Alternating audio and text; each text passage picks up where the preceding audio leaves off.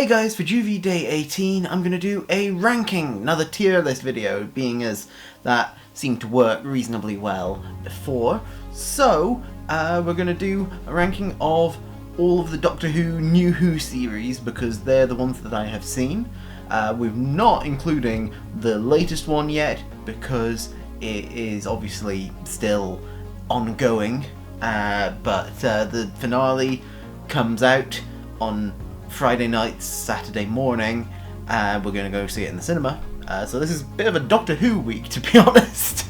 But yeah, we're going to do a tier list of these. I forgot to change the ranking stuff, so we're just going to be using the standard S, A, B, C, D tiers. We're just going to use those.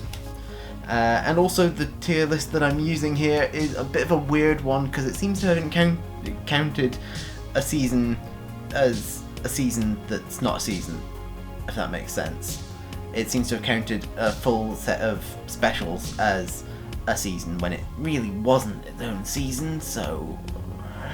Okay, so we naturally are going to be starting with the first season of New Who, and S tier. It's where I got started properly. I'd watched stuff beforehand, but that's where it became my thing, really. Can't beat it. So much of it, just the limited budget. Now there's some behind the scenes stuff that maybe mars it a little bit, so maybe it's more like down here, but it is S tier series. The storytelling was amazing in so many ways, and just, you know, you can't beat it. We move straight on to the first Tennant season, and it's a good season. Maybe not as strong in some ways, so I think we're going to say it's an A season. I've been mocked for really enjoying that season, but to be fair, I was like 12 and had a huge crush on Billie Piper. So, no, it was 13 years old. Oh boy, I had a massive crush on Billie Piper. Probably had a little bit of one on David Tennant as well, but I wasn't quite... certainly wasn't aware at that point of sexuality properly. So, we carry on into Series 3 of New Who, which... it's, I think, above here. I think it's on another A tier one, which it's just so good. It does some weird story stuff. Martha deserved so much better, but she was such a good character. So it's one of these things where it's like, well, surely they should have done some of these things differently, but still genuinely fantastic season. Right, we've got number 4, and I think some of the stories are worse, but some of the other stuff is better. I think we're going to say it's another high A. I think we're going to put it above Series 3, because it's the first one that gets the vibe of, yes, this is just the Doctor and a mate. It's not yeah,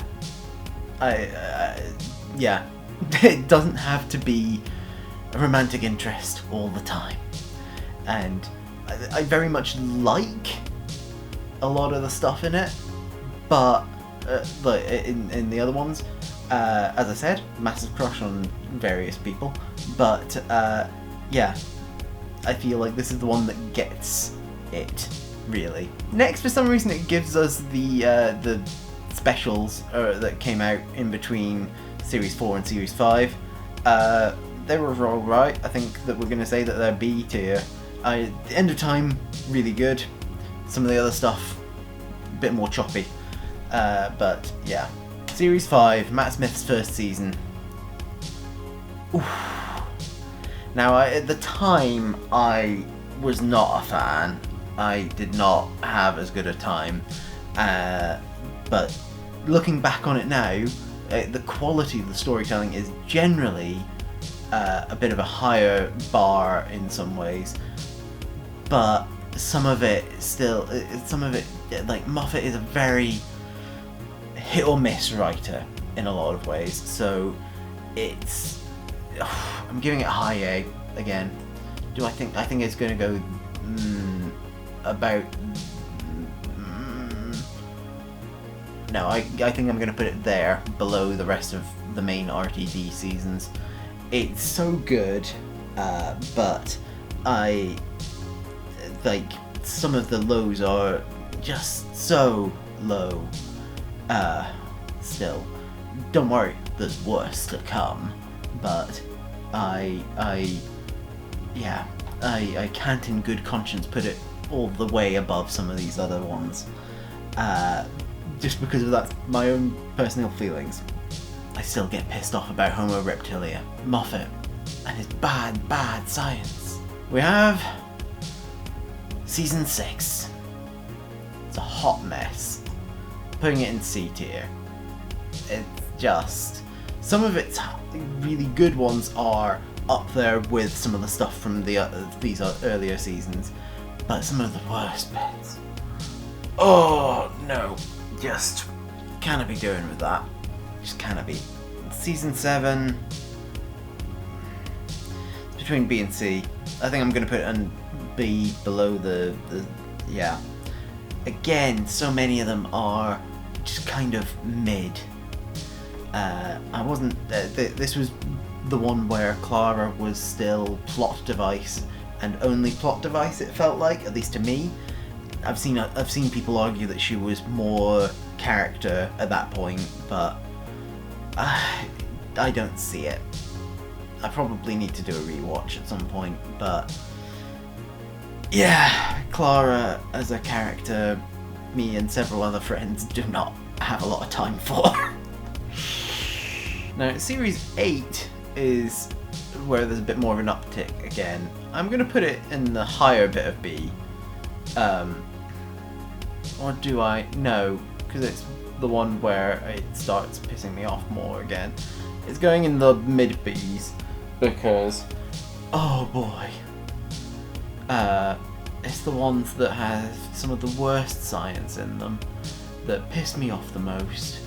And it's like, yes, you can nitpick at things and it just destroys them, but like some of I've got to suspend disbelief in a lot of ways for already, but having the weird tree thing in the Forest of the Night, which I hate so much, and doing Kill the Moon, both of those just piss me off so much. And it's like, yeah, if you have to suspend your disbelief that much, it's not good. But some of the character work gets pretty strong in this season. I just wish that Clara's was a bit more consistent, because it was an episode or two of character trait, and then it would go away again until the next time that they wanted to bring in that character trait. Did introduce Michelle Gomez as Missy. That's a plus point for it. I can't give it higher than a B though. I just can't.